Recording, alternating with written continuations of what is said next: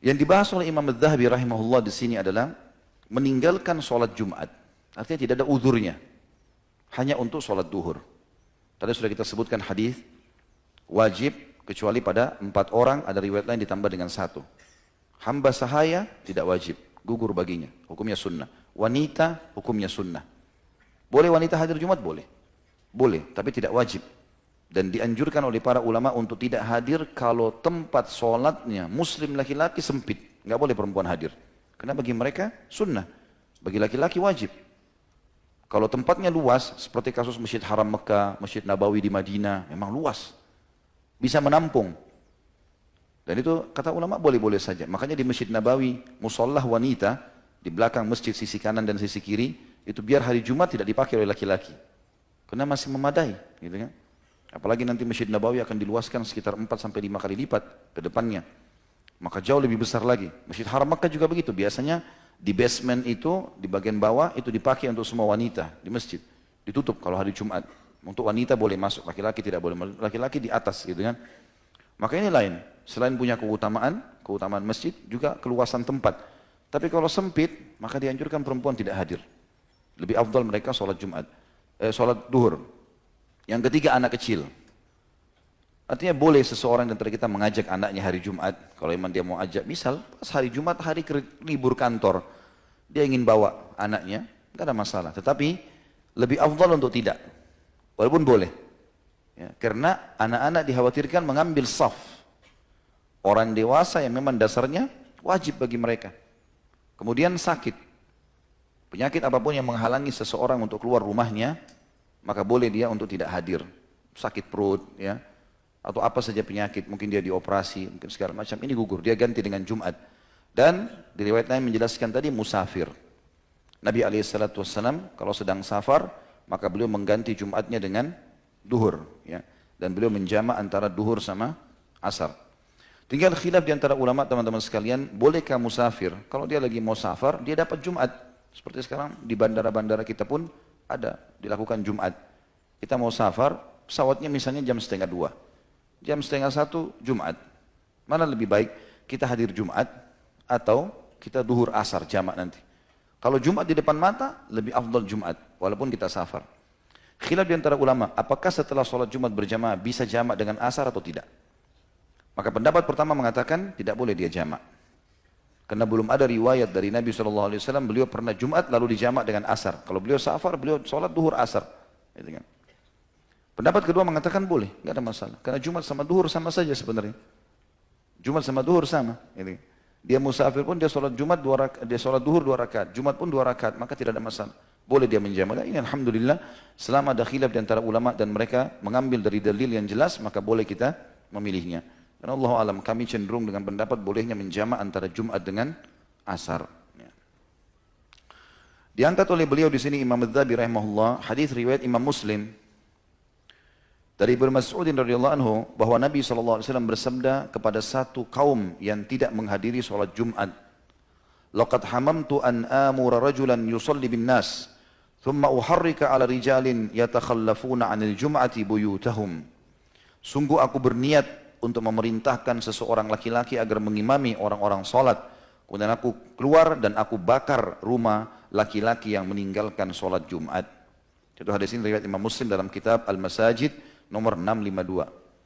Hadis ini teman-teman sekalian menjelaskan kepada kita tentang wajibnya sholat Jumat bagi orang yang tidak punya udzur, terutama laki-laki. Karena Nabi SAW ikutkan dengan ancaman, dibakar rumahnya. Ya, kalau seandainya dia tidak hadir, tidak ada udzurnya. Hanya kena sibuk main game, hanya kena sibuk ngobrol sama temannya, hanya kena sibuk mengejar makan siang di kantor, lalu kehilangan Jumat. Ini a'udzubillah, sebuah kelalaian yang luar biasa.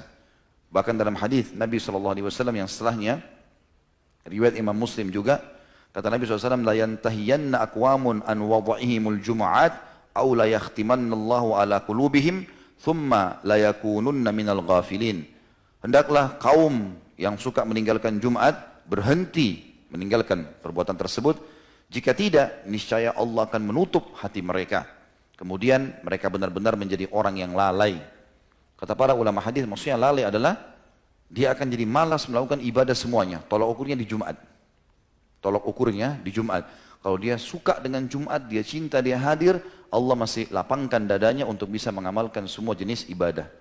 Tapi kapan Jumat pun dia sudah lalai, maka tertutup hatinya sama sekali. Tidak akan pernah dia terpengaruh atau ingin melakukan perbuatan-perbuatan kesolehan. Juga dalam hadis yang lain, hadis ini diriwayatkan Abu Daud dengan An-Nasai.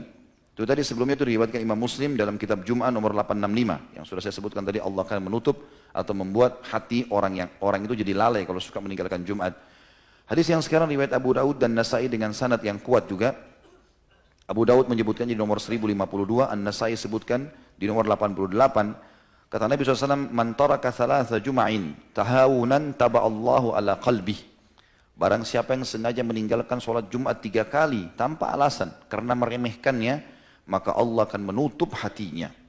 Makna menutup hatinya artinya sama sekali tidak ada keinginan untuk ibadah. Sebagian ulama hadis mengatakan, 1 kali saja dia tinggalkan Jumat tanpa uzur, maka pasti Allah akan tanamkan kesedihan, kesumpekan, ya, kesempitan dada pada dirinya. Sampai dia bertaubat kepada Allah SWT. Walaupun dia sholat duhur. Kecuali punya uzur syar'i. Gitu. Sedangkan musafir saja atau orang-orang yang sakit saja kalau memang hatinya dekat dengan Allah pasti dia merasa kehilangan. Kalau dia tidak sholat Jumat. Gitu kan? Dan subhanallah tidak ada orang yang menghadiri Jumat kecuali Allah malah sebaliknya. Lapangkan dadanya. Coba teman-teman kalau habis pulang Jumat. Bukankah kita merasakan adalah kelapangan dada? Merasa ceria wajah kita. Tidak ada orang keluar Jumat lalu kita lihat sedih. Ceria, gembira, ngobrol yang baik-baik. Semuanya jadi enak. Gitu kan? Maka jangan sampai lalaikan ini teman-teman sekalian. Ya. Harusnya kita fokus.